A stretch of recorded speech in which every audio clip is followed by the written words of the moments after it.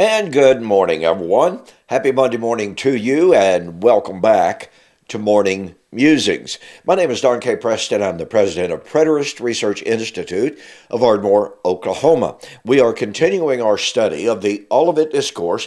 We have been focused for a good long while now on chapter 25, and how crucial it is for understanding, really, in many instances, in many situations, the overall story of eschatology, because it is so inextricably bound up with the book of Revelation and the final judgment of Revelation chapter 20, 10 and following. Now, over the last couple of videos, I've shared with you that there are those who delineate between Matthew chapter 25, 31 and following, and Revelation chapter 20, 10 and following. That's the dispensationalist.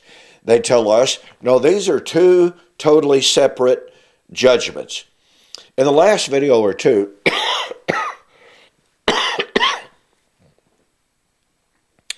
I shared with you some of the reasons that are proposed for delineating between these texts. One of those reasons, in fact, it's certainly not the only reason, but it's certainly one of the chief reasons that has been offered to me at least, is that, Revelation chapter 20, 10 and following is the judgment of the dead. But Matthew chapter 25 doesn't mention the judgment of the dead. Now, I've already, I think, thoroughly debunked that last week. And thank you so much, by the way, for the positive feedback on last week's video. But here's the scenario that is offered by those who are attempting to delineate between Matthew 25 and Revelation. We're told, and this is almost a separate group of people, by the way, there are those who believe that Matthew chapter 25 is the same as Revelation chapter 21 to 4. And we are told, again, this is not necessarily the dispensational view. So I'm addressing two different people, two different groups at the same time here, but it is important to delineate between them. This separate group of people who are claiming that Matthew 25, 31 and following is AD 70, and that Revelation chapter 21 to 4 is the same as Matthew chapter 25. And one of the reasons that they give for that is, Matthew 25 doesn't mention the judgment of the dead, kind of like the dispensationalists do. Well, that's a completely false argument, ladies and gentlemen. It seems to me that those who have made that argument, and by the way, I want to be very clear here, not a lot of people have made that argument to me, okay, i.e. that Matthew 25, 31 and following is equivalent to Revelation chapter 21 to 4, and that's AD 70, but it's different from Revelation chapter 20, 10 and following, and the reason being that Matthew 25 doesn't mention the judgment of the dead. Well, wait a minute. Is it Revelation chapter 20, 1 to 4, about the dead, their vindication? And if it's about their vindication, it's about the judgment of those who killed them. So it's the judgment of the dead, to be sure, but let's remember this. In Revelation chapter 6, 9 and following, John said, I saw under the altar the souls of those who had been slain for the word of God and for the testimony which they held.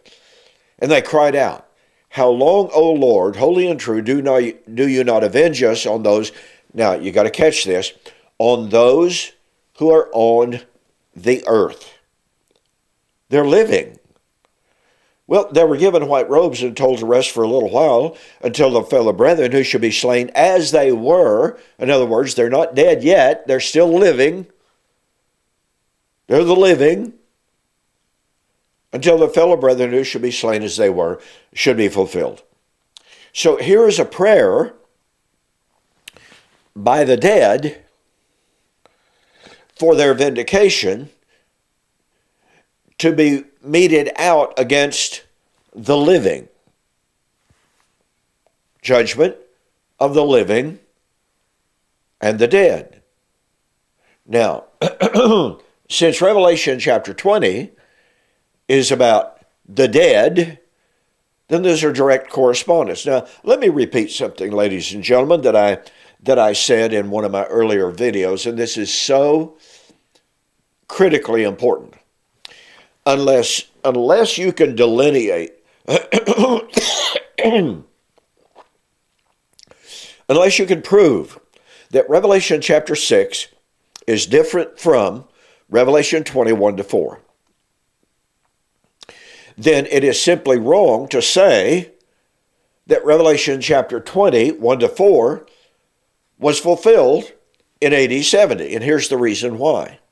Okay? Because Revelation chapter 6, the martyrs were given robes and told to rest for a little while until the number of the martyrs was filled up. So they were receiving robes to wait for their vindication. Their vindication was not receiving the robes, although that's a form of it, but it's an initial, it's the guarantee of their coming vindication. Well, when would their vindication take place? Coming in the Lord. The great day of God's wrath. When would the great day of God's wrath be? In the judgment of Babylon, the city that killed the prophets. It's where the Lord was slain. It's the city that killed the apostles and prophets. So they were waiting on their vindication. But we are told that Revelation chapter 20, 1-4 depicts their vindication. Well, that must mean that Revelation chapter 20, 1-4, therefore, is about the coming of the Lord. But wait a minute, that doesn't work. The vindication of the martyrs comes at the time of the destruction of Satan, their persecutor, Revelation chapter 12. But the destruction of Satan, the vindication of the martyrs of Revelation 6, which takes place at the coming of the Lord, takes place at the end of the millennium. Now, folks, what that means is that Revelation chapter 20 is very clearly about the judgment of the dead. That means that Matthew chapter 25 is about the judgment of the dead at the coming of the Lord.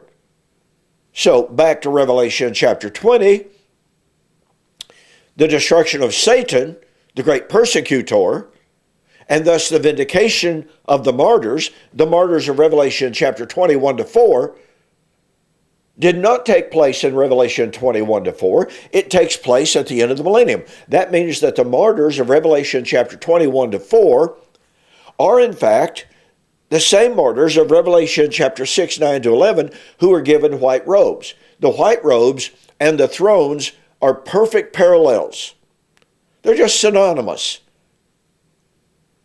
They're indicative of the same thing. Rest for a little while until the number of the martyrs is completed. When the number of the martyrs is completed, the Lord would come in vindication. Revelation 6. But once again, this is so critical. This is why I've got to repeat it. The vindication doesn't take place until the destruction of Satan at the end of the millennium.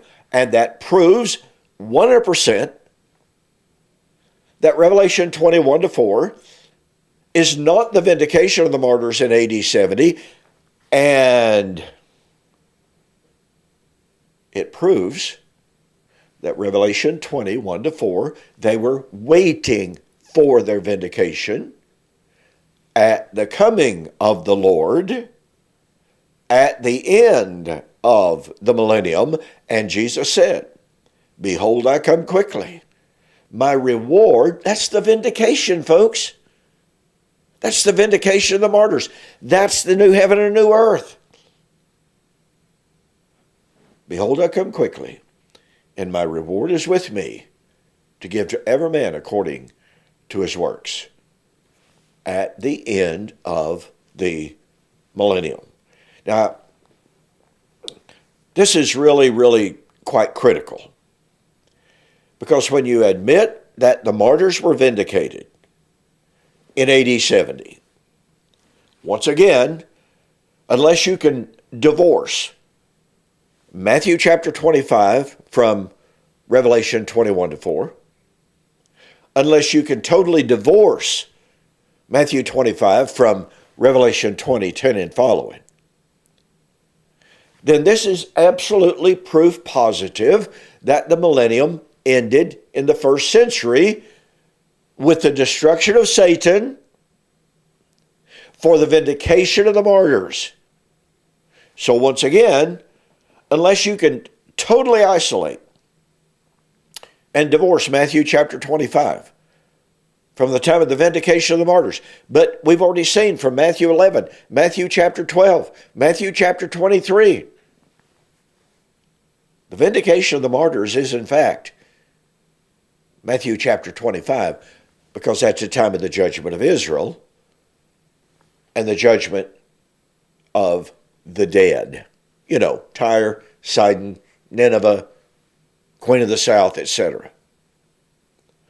I hope you can see how important this entire concept of the vindication of the martyrs is to Matthew chapter 25, 31 and following. If you deny that Matthew 25, 31 and following, if you deny it's the vindication of the martyrs,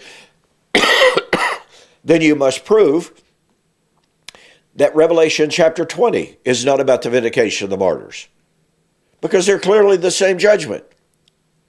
But Revelation 20 is about the destruction of Satan, the persecutor, thus the vindication of the martyrs. So, where do you put Matthew 25? How do you divorce it from the time of the vindication of the martyrs? And oh, by the way, martyrs are in Matthew chapter 25, 31. When I was in prison, you visited me. Here's the reward. Here's the vindication of the martyrs. Matthew chapter 25. Well, I'm out of time. In the morning, on the flip side, I'm going to be examining Revelation chapter 11 and Revelation chapter 20. I got to tell you, folks, I am absolutely convinced Revelation chapter 20 is the same as Revelation chapter 11. I'm equally convinced, and by the way, many commentators agree with that, but Revelation chapter 11 proves, therefore, that the end of the millennium judgment of Matthew chapter 25, was in the first century. So I'll see you on the flip side.